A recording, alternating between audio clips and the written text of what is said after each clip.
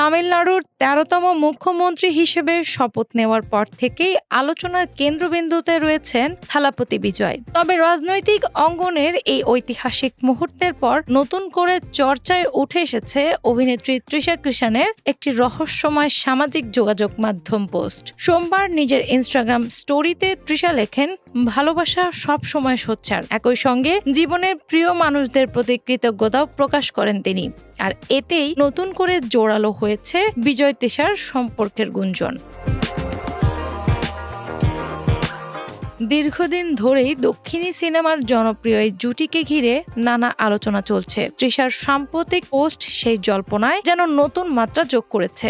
গত ১০ মে চেন্নাইয়ে অনুষ্ঠিত থালাপতি বিজয়ের শপথ গ্রহণ অনুষ্ঠানে মায়ের সঙ্গে উপস্থিত ছিলেন তৃষা। অনুষ্ঠানে বিজয়ের প্রথম ভাষণের সময় তাকে বেশ আবেগপ্রবণ দেখা যায়। শুধু তাই নয়, বিজয়ের পরিবারের সদস্যদের সঙ্গেও তৃষার আন্তরিক মুহূর্তের কিছু ভিডিও সামাজিক যোগাযোগ মাধ্যমে ছড়িয়ে পড়ে, জানিয়ে ভক্তদের মধ্যে ব্যাপক আলোচনা শুরু হয়।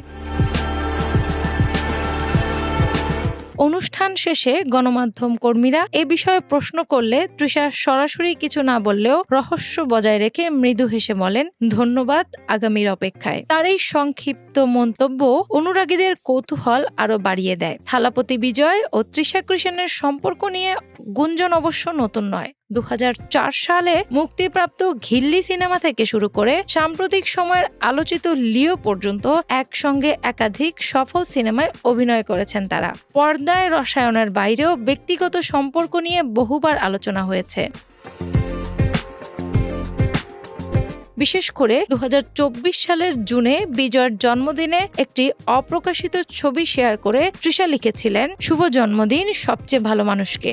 এরপর থেকেই তাদের সম্পর্ক নিয়ে জল্পনা আরো তীব্র হয়ে ওঠে। এদিকে থালাপতি বিজয়ের ব্যক্তিগত জীবন নিয়েও সম্প্রতি নতুন আলোচনা শুরু হয়েছে। বিভিন্ন ভারতীয় গণমাধ্যমের প্রতিবেদনে দাবি করা হয়েছে, বিজয় ও তার স্ত্রী সঙ্গীতা স্বর্ণালিঙ্গমের মধ্যে বিচ্ছেদের আবেদন করা হয়েছে। যদিও এ বিষয়ে আনুষ্ঠানিকভাবে কেউ মুখ খোলেননি। তবে বিজয়ের শপথ গ্রহণ অনুষ্ঠানে স্ত্রী ও সন্তানদের অনুপস্থিতি সেই গুঞ্জনকে আরো উস্কে দেয়। ডেস্ক রিপোর্ট, বাংলাবাজার পত্রিকা।